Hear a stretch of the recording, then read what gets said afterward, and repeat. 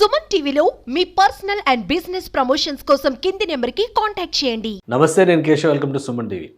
ఆంధ్రప్రదేశ్లో పొత్తుల ఎత్తుగడలు ఎంతవరకు ఫలిస్తాయి? అలానే పొత్తుల విషయంలో వేసేటువంటి ఎత్తుగడలు అధికారానికి చేరువ చేస్తాయా? అసలు ప్రజల నాడి ఏ విధంగా ఉంది? ఎవరి వైపు మొగ్గు చూపుతున్నారు? ఈ అంశాలు పదే పదే తొలిచేస్తున్నటువంటి ప్రశ్నలు. అలానే పొత్తుల విషయంలో కూడా రాజకీయ పార్టీలు అదే స్థాయిలో దోబూచులాడుతున్నటువంటి పరిస్థితి ఉంది. 2024 జాతీయ సార్వత్రిక ఎన్నికలతో పాటు ఆంధ్రప్రదేశ్ అసెంబ్లీ ఎన్నికలు సర్వత్రా ఆసక్తి రేకెత్తిస్తున్నటువంటి అంశం. అందుకే దీనిపైన రోజుకో సర్వే వస్తుంది, రోజుకొక క్షేత్రస్థాయి నివేదికలు బయటకు వస్తున్నటువంటి పరిస్థితి ఉంది, అభిప్రాయ సేకరణలు జరుగుతున్నటువంటి పరిస్థితి. ఇప్పుడు అలాగే తాజాగా ఒక సర్వే వచ్చింది, ఆత్మసాక్షి గ్రూప్ నిర్వహించినటువంటి సర్వే ఇది. ఈ సర్వే ఫలితాలు ఎలా ఉన్నాయి?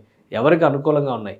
ఎవరికి ఎదురు దెబ్బలు లేదా హెచ్చరికలు చేసే విధంగా ఉన్నాయి? ముఖ్యంగా ఏ జిల్లాల్లో ఎవరి బలాలు ఎలా ఉన్నాయనేటువంటి అంశాలను విశ్లేషించేటువంటి ప్రయత్నం చేద్దాం. ఆత్మసాక్షి సర్వేని ఒకసారి పరిశీలిద్దాం. ఆత్మసాక్షి గ్రూప్ గత కొంతకాలంగా అనేక సర్వేలు చేస్తున్నటువంటి పరిస్థితి ఉంది. అదే క్రమంలో ఇప్పుడు ఆంధ్రప్రదేశ్కి సంబంధించి జాతీయ సార్వత్రిక ఎన్నికలు జరుగుతున్నాయి కాబట్టి, దానికి జాతీయ సార్వత్రిక ఎన్నికలతో పాటు రాష్ట్ర అసెంబ్లీ ఎన్నికలు జరుగుతున్నాయి కాబట్టి ఈ రిపోర్ట్ తీశారు. మార్చి 5వ తేదీ వరకు దీనికి సంబంధించినటువంటి అభిప్రాయ సేకరణ చేసినటువంటి రిపోర్ట్ ఇది. దానికి సంబంధించినటువంటి కన్సాలిడేటెడ్ రిపోర్టు.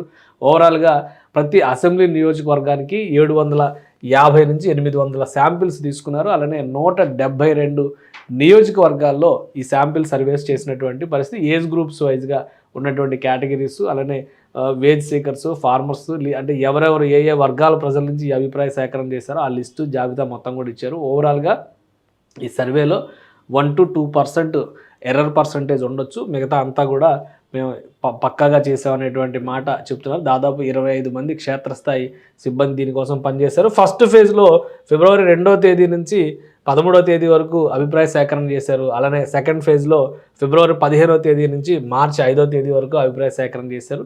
సో ఇందులో వచ్చినటువంటి ఫలితాలు ఏ విధంగా ఉన్నాయి, ఎవరికి అనుకూలంగా ఉన్నాయి అనేటువంటి అంశాలను ఒకసారి విశ్లేషిద్దాం. మనం ఇక్కడ 2 ఆప్షన్స్ తీసుకుని వీళ్ళు సర్వే చేసినటువంటి పరిస్థితి ఉంది.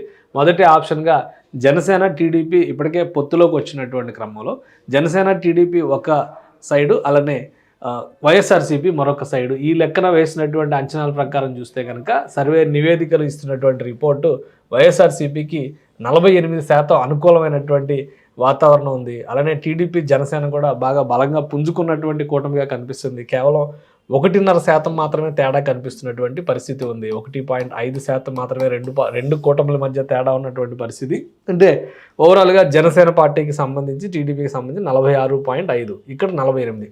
కేవలం 1.5% మాత్రమే రాష్ట్ర భవిష్యత్తును డిసైడ్ చేసేటువంటి పర్సంటేజ్ కాబోతుంది.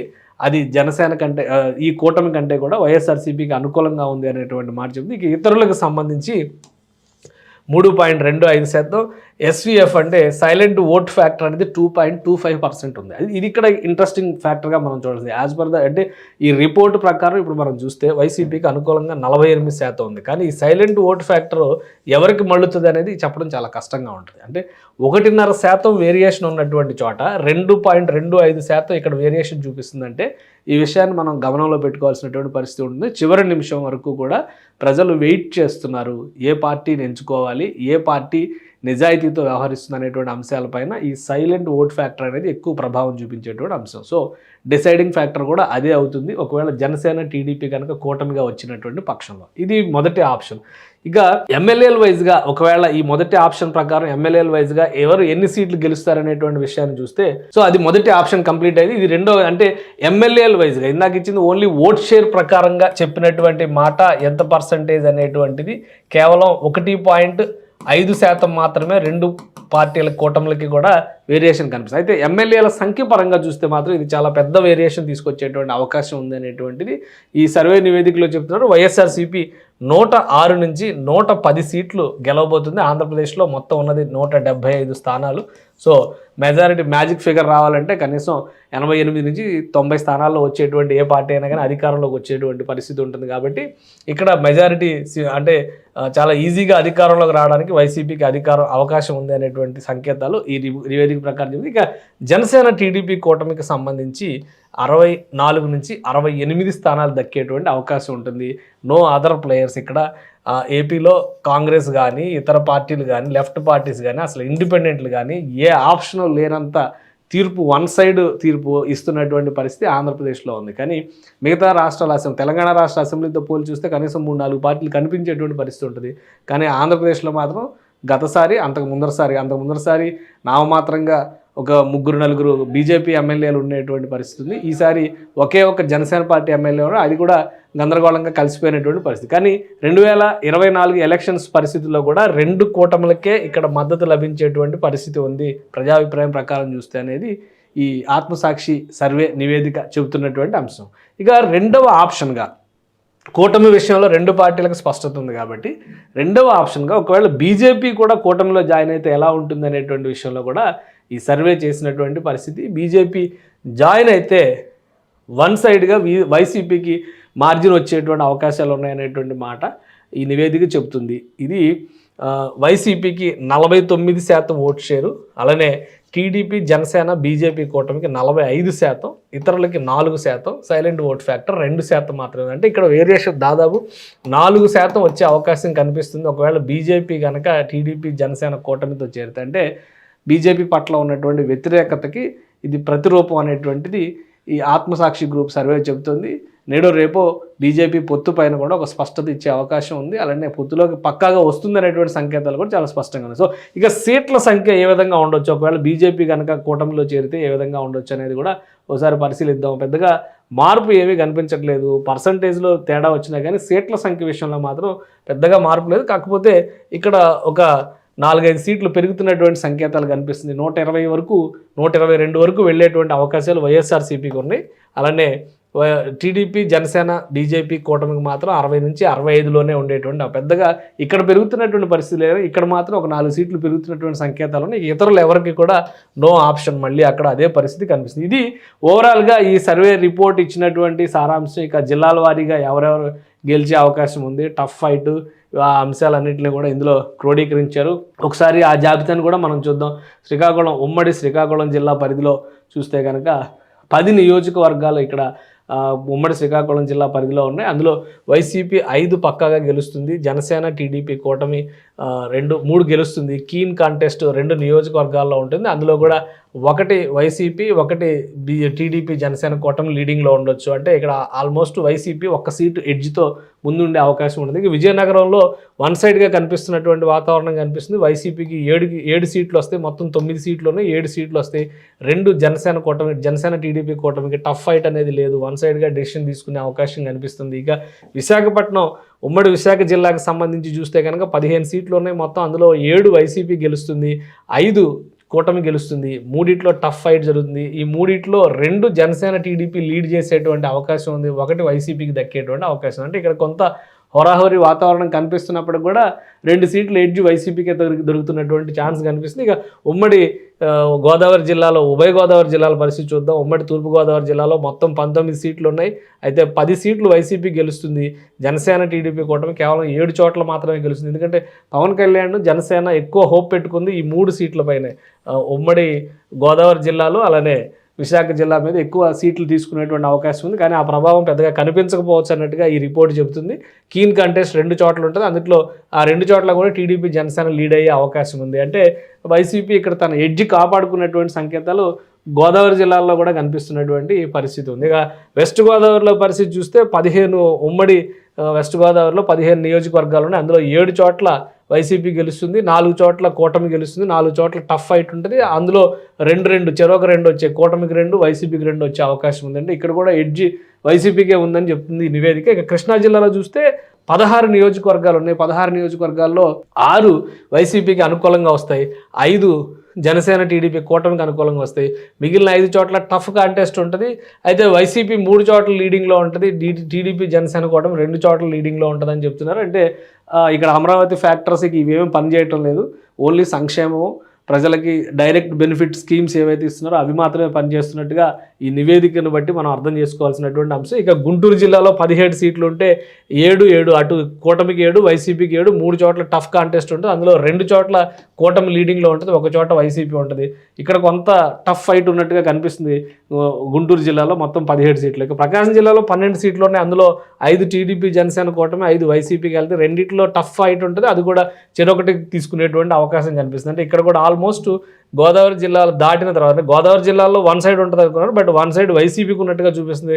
కృష్ణా గుంటూరు జిల్లాలో ప్రకాశం వరకు అలాంటి టఫ్ ఫైట్ సీన్ కనిపిస్తున్నటువంటి వాతావరణం ఉంది. ఇక నెల్లూరులో 10 సీట్లు ఉన్నాయి, 10లో 5 వైసీపీకి పోతాయి, 4 కూటమికి వెళ్తాయి. ఒకదానిలో టఫ్ ఫైట్ ఉంటుంది, ఆ ఒకదానిలో కూడా జనసేన, అంటే ఇక్కడ కూడా ఆల్మోస్ట్ టఫ్ ఫైట్. అంటే నెల్లూరు వరకు దక్షిణ ఆంధ్రప్రదేశ్లో బలమైనటువంటి పోటీ ఉంటుంది, కానీ ఎక్కడైతే జనసేనకి పట్టుంది, సామాజిక వర్గాల పరంగా జనసేన కూటమికి అక్కడ కలిసి వస్తుందని ఆశించారో అక్కడ పెద్దగా పట్టు లేదు. ఒక సైడ్ ఎడ్జ్ వచ్చే అవకాశం ఉందనేది ఈ నివేదిక చెబుతున్నటువంటి మాట. ఇక కడప రాయలసీమ పరిస్థితి చూద్దాం. కడపలో 10 సీట్లు ఉన్నాయి, అందులో 8 వైసీపీ గెలుస్తుంది, 1 టీడీపీ గెలుస్తుంది. ఒక చోట టఫ్ ఫైట్ ఉంటుంది, అది కూడా వైఎస్ఆర్సీపీనే లీడ్ ఉండేటువంటి అవకాశం ఉంటుంది. ఆల్మోస్ట్ ఇది క్లీన్ స్వీప్ లాగా మనం చెప్పాల్సి ఉంటుంది. ఒక్క సీటు కడపలో దక్కేటువంటి. కర్నూలులో 14 సీట్లు ఉంటే 10 సీట్లు వైసీపీ గెలుస్తుంది, 3 చోట్ల టీడీపీ జనసేన కూటమి గెలుస్తుంది. ఒక చోట టఫ్ ఫైట్ ఉంటుంది, అది కూడా జనసేన టీడీపీ కూటమే లీడ్ అయ్యేటువంటి అవకాశం ఉంది. ఇక అనంతపురంలో 14 సీట్లు ఉన్నాయి, అందులో 7 చోట్ల వైసీపీ గెలుస్తుంది. తెలుగుదేశం పార్టీ కూటమి 3 చోట్ల గెలిచేటువంటి అవకాశం ఉంది. 4 చోట్ల టఫ్ ఫైట్ ఉంటుంది, ఆ 4లో కూడా చెరొక 2 వచ్చేటువంటి ఛాన్సెస్ ఉన్నాయి. అంటే అనంతపురం జనరల్గా తెలుగుదేశంకి కొంచెం ఎడ్జ్ ఉండేటువంటి జిల్లాగా చెప్తారు రాయలసీమ జిల్లాలో, బట్ అక్కడ కూడా ఒక టఫ్ ఫైట్ ఉండేటువంటి వాతావరణం, ఎక్కువ లీడ్ వచ్చేది వైసీపీకే కనిపిస్తున్నటువంటి సంకేతాలు. ఇక చిత్తూరుకు సంబంధించి చంద్రబాబు నాయుడు సొంత జిల్లా చూస్తే 14 నియోజకవర్గాలు ఉన్నాయి, అందులో 9 చోట్ల వైసీపీనే గెలుస్తుంది, 4 చోట్ల టీడీపీ జనసేన కూటమి గెలుస్తుంది, ఒక్క చోట మాత్రం టఫ్ ఫైట్ ఉంటుంది, అక్కడ కూడా వైఎస్ఆర్సీపీ లీడ్లో ఉంటుంది అనేటువంటి మాట ఇక్కడ చెప్తున్నారు. మొత్తం 175 నియోజకవర్గాలు, అందులో 93 నియోజకవర్గాల్లో క్లియర్ కట్ విన్, అంటే కావాల్సినటువంటి మెజారిటీ వైఎస్ఆర్సీపీకి వచ్చేస్తుంది. 3 చోట్ల 53 చోట్ల క్లియర్ విన్ టీడీపీ జనసేన కూటమికి దక్కుతుంది. 29 చోట్ల మాత్రం టఫ్ ఫైట్ ఉంటుంది. 29 చోట్ల ఉన్నటువంటి నియోజకవర్గాల్లో 16 సీట్లు జనసేన టీడీపీ కూటమికి వెళ్తాయి, అలానే 13 సీట్లు వైసీపీకి వెళ్ళేటువంటి ఛాన్సెస్ ఉన్నాయని ఇది అంచనా మొత్తం. అంటే ప్రతి జిల్లాలో ఉన్నటువంటి రిపోర్ట్ని కూడా, ఎందుకంటే 172 నియోజకవర్గాలు, 3 నియోజకవర్గాలు వదిలేశారు, మరి ఆ 3 నియోజకవర్గాలు ఏంటో డేటాలో ఇవ్వలేదు కాబట్టి, సో ఏదేమైనప్పటికీ కూడా ఓవరాల్గా 98% క్యాలిక్యులేషన్స్లో జిల్లాల వారీగా వచ్చినటువంటి మొత్తం సీట్లు, అలానే వచ్చినటువంటి సీట్లు వైఎస్ఆర్సీపీకి ఎన్ని రావచ్చు, టీడీపీ జనసేనకి ఎన్ని రావచ్చు, కీన్ కాంటెస్ట్ ఉన్న వాటిలో కూడా మళ్ళీ ఆ షేరింగ్ ఎలా ఉండొచ్చు, ఈ అంశాలన్నింటినీ కూడా ఇందులో చాలా క్లియర్గా ఇచ్చేటువంటి ప్రయత్నం చేశారు. అంటే ఒక సమగ్రమైనటువంటి సర్వే రూపంలో దీన్ని ప్రదర్శించారు. ఇంకా ఇందులో కేటగిరీస్ కూడా ఉన్నాయి. అంటే యూత్ పరంగా ఎవరు వయోజనుల కేటగిరీలో ఎవరికి అది అనుకూలంగా ఉంది, అవన్నీ కూడా విశ్లేషణలు చేశారు. చాలా ఎక్కువ డేటా ఇన్ఫర్మేషన్ ఇందులో ఇచ్చేటువంటి ప్రయత్నం చేశారు. మేల్ ఫీమేల్లో ఎవరు ఎక్కువగా ఎవరి వైపు మొగ్గు చూపుతున్నారు, గ్రీన్ కలర్ ఉన్నాయన్నీ కూడా వైసీపీ, ఎల్లో ఉన్నాయన్నీ కూడా టీడీపీ. అందులో మేల్ ఓటర్స్లో చూస్తే కనుక both male and female age గ్రూప్స్లో వైజ్గా చూస్తే కనుక 18 to 30 ఏజ్ గ్రూప్లో తెలుగుదేశంకి ఎక్కువ అనుకూలంగా ఉంది, 31 to 40 తెలుగుదేశం కూటమికి ఎక్కువగా అనుకూలంగా ఉంది, అలానే 41 to 50 వైసీపీకి అనుకూలంగా వచ్చినటువంటి ఏజ్ గ్రూప్, అలానే 51 to 60 అంటే ఇవన్నీ కూడా బహుశా వయోజనులకు ఇచ్చేటువంటి ఈ పెన్షన్లు, ఈ స్కీముల వలన వచ్చినటువంటి రియాక్షన్స్ కావచ్చు. 51 నుంచి 60 చూస్తే కనుక అక్కడ మళ్ళీ వైసీపీకి ఎడ్జ్ ఉంది, 60+ ఇది కూడా వైసీపీకి ఎడ్జ్ ఉంది. అంటే యంగ్స్టర్స్ గ్రూప్స్లోనేమో టీడీపీ జనసేన కూటమికి ఎడ్జ్ వస్తే, ఏజ్డ్ ఫ్యాక్టర్స్లో చూస్తేనేమో ఎక్కువ శాతం వైసీపీకి అనుకూలత వచ్చింది. బహుశా సంక్షేమ పథకాల ఎఫెక్ట్ ఇందులో ఎక్కువ కనిపిస్తున్నటువంటి వాతావరణం ఉంది. ఇక ఏజ్ గ్రూప్స్ ఓట్ షేర్ వైజ్గా కూడా 2 పార్టీల మధ్య ఒక టఫ్ ఫైట్ కనిపిస్తున్నటువంటి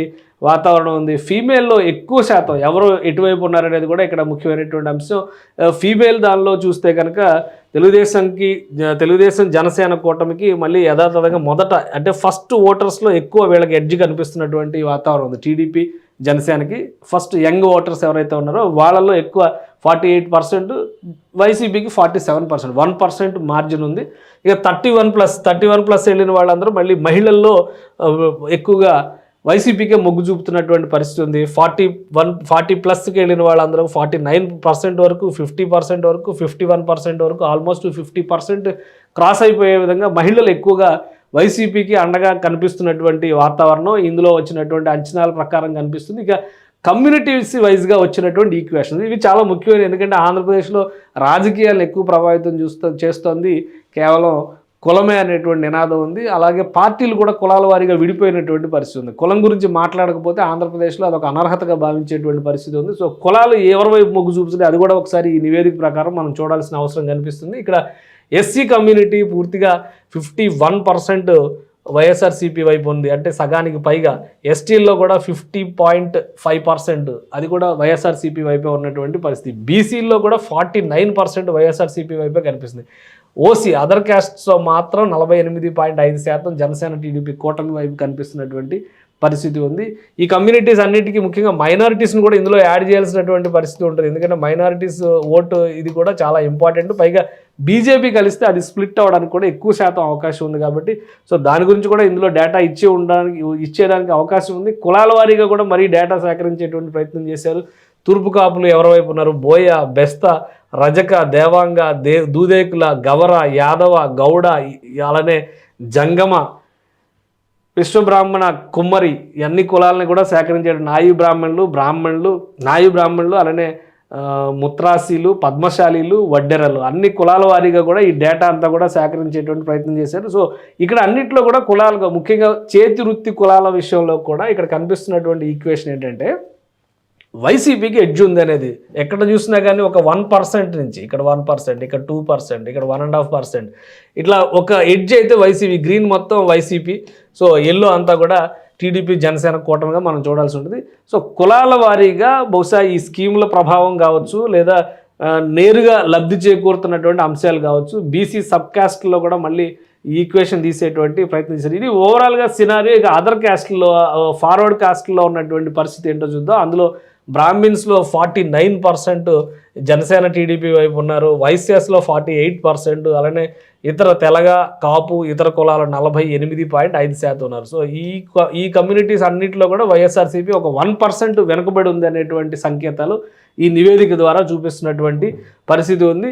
ఓవరాల్గా మనం చూసినప్పుడు ఎస్సీ కాస్ట్లు, ఎస్సీలో కూడా 52%, మాలా, మాదిగ కులాలను చూస్తే కనుక 2 కులాలు కూడా వైఎస్ఆర్సీపీ వైపే ఉన్నటువంటి సంకేతం. అంటే 50% మార్జిన్ క్రాస్ చేసే విధంగా వైఎస్ఆర్సీపీ వైపు ఉంది అనేటువంటి సంకేతాలని ఇక్కడ చూపిస్తున్నారు. టీడీపీ జనసేన వైపు ఇక్కడ మాల కులం అయితే 44%, మాదిగ అయితే 46% ఉంది. సో ఈ ఎడ్జ్ ఏదైతే క్యారీ ఫార్వర్డ్ అవుతూ ఉందో అదే చివరికి ఫలితాల్లో ప్రభావం చూపించేటువంటి అంశం కాబోతుంది. ఇక రూరల్ అర్బన్ ఓటింగ్ ఫ్యాక్టర్స్ మీద కూడా వీళ్ళు ఒక స్టడీ చేశారు. రూరల్ ఓటింగ్లో 45% టీడీపీ జనసేనకు అనుకూలంగా ఉంటే 49.5%, అంటే ఇక్కడ ఒక 4.5% రూరల్ ఓటర్స్ ఎడ్జ్ తీస్తున్నటువంటి పరిస్థితి ఉంది. అలానే అర్బన్ ఓటర్స్ మళ్ళీ ఇక్కడ 48% urban, semi urban Janasena TDP కూటమికి అనుకూలంగా ఉంటే 46.5% వైసీపీకి అనుకూలంగా, అంటే ఇక్కడ ఒక 2.5% నియర్లీ ఒక ఎడ్జి తెలుగుదేశం జనసేన కూటమికి వస్తున్నటువంటి పరిస్థితి. అందుకనే రూరల్ ఓటింగ్ తెలుగుదేశం పార్టీకి, జనసేన పార్టీకి బాగా ఇబ్బంది పెట్టేటువంటి ఓటింగ్ అయ్యే అవకాశం ఉందని మొదటి నుంచి కూడా ఈ నివేదికలో చెబుతున్నటువంటి పరిస్థితి ఉంది.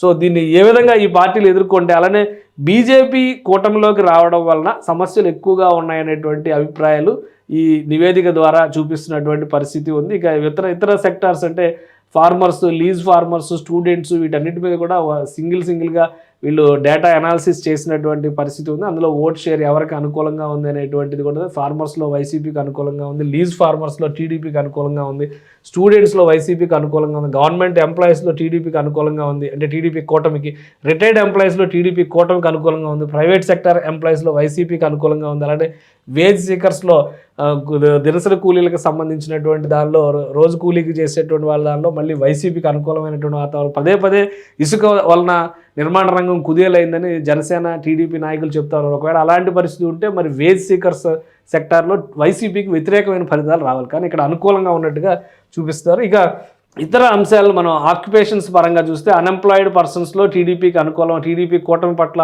ఆశా వర్కర్స్కి సంబంధించి మళ్ళీ వైసీపీ మొన్నటి వరకు పెద్ద రాద్ధాంతం జరిగింది ఆశా వర్కర్లకు సంబంధించి, అంగన్వాడీలకు సంబంధించి. మరి ఇక్కడేమో వైసీపీకి అనుకూలమైనటువంటి వాతావరణం, అంటే ఒక 0.5% మార్జిన్ కనిపిస్తుందని ఇందులో చూపిస్తున్నారు.